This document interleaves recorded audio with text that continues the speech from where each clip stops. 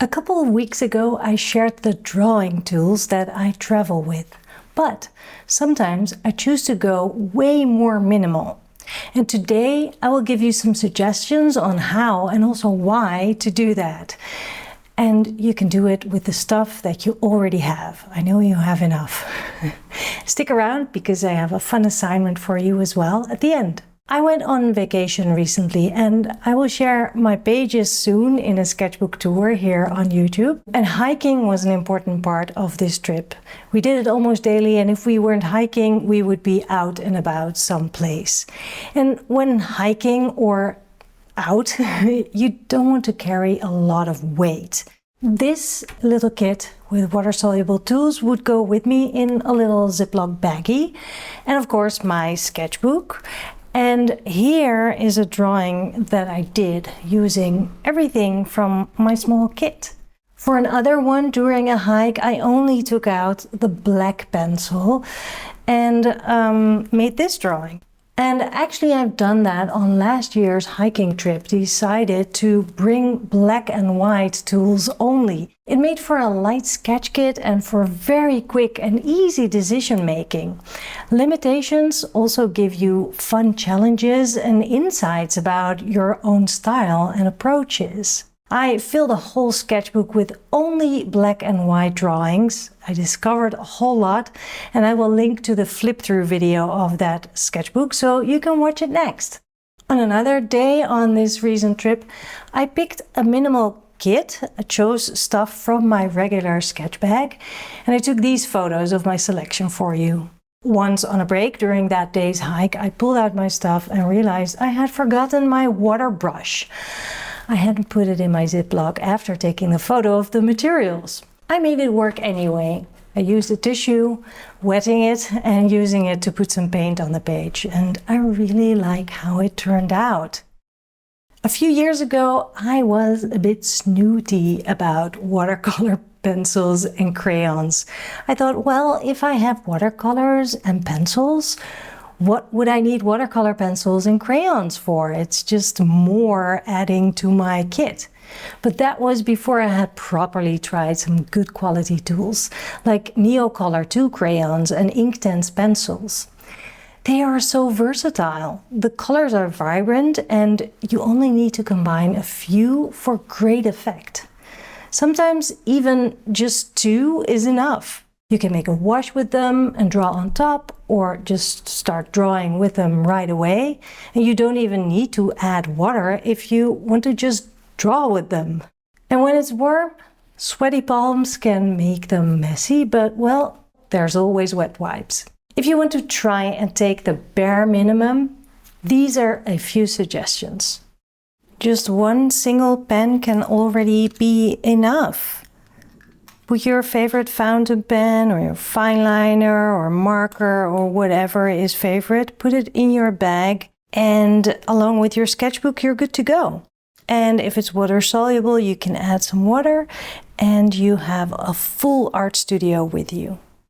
A two-colored pencil like this one is really fun. Don't go and buy anything like this because you have enough stuff. You can just choose two colors that are a little bit contrasting, colored pencils, and put them in your sketch kit.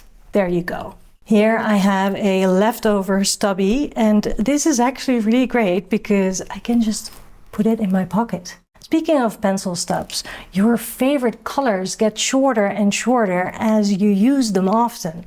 If you bundle some of them, you'll have your favorite palette with you always, and it's so small.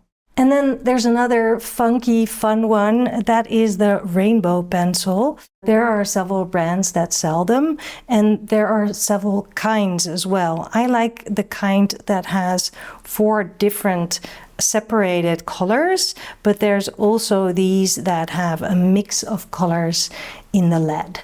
Super fun for a very colorful and playful line. And of course, with a simple ballpoint pen, you can never go wrong. Bic even has these pens with 4 different colors, a whole range in just one pen. And if you're really attached to your watercolors, that is fine. You can still keep it minimal. Take just your watercolor box, a favorite drawing tool, and a brush and some tissues. No fussing over what to use. You're ready to draw right away. Same goes for markers, if that is what you're using, or gouache or whatever you like using for color. Just pick a small selection of colors that combine well and you're good to go. And this will also help you learn about your preferences for colors, and that means you're getting to know your own style better. Well, I hope this inspires you to take deliberate decisions around your sketch kit. It will help you to be more nimble, flexible, and it might surprise you how much you can do with so little. Now, before I give you your assignment, I want to remind you that if you are watching this video for free on YouTube, well, first of all, like and subscribe. Thank you. But also, this video was gifted to you by one of my Patreon members. Thanks to their monthly support, I can keep making these weekly videos and offer them for free for everyone.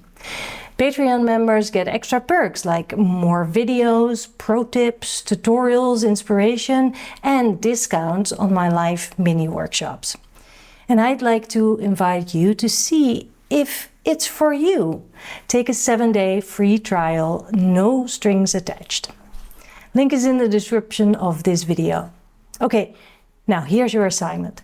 Let's call it the Minimal Kit Challenge.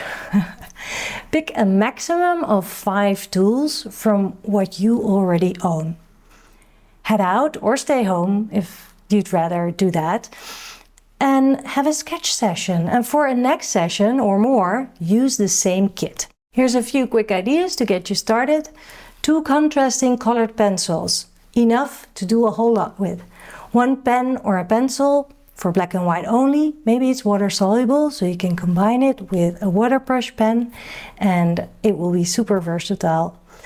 Or a couple of water soluble crayons or pencils, whatever you have. And a handful of colored pencil stubs that fit in your pocket will be a fun palette. The goal is to work with limitations and see what happens. Notice how it affects your decision making, your style, and how free you feel without a big bag full of supplies. Have fun, and I'll see you next week.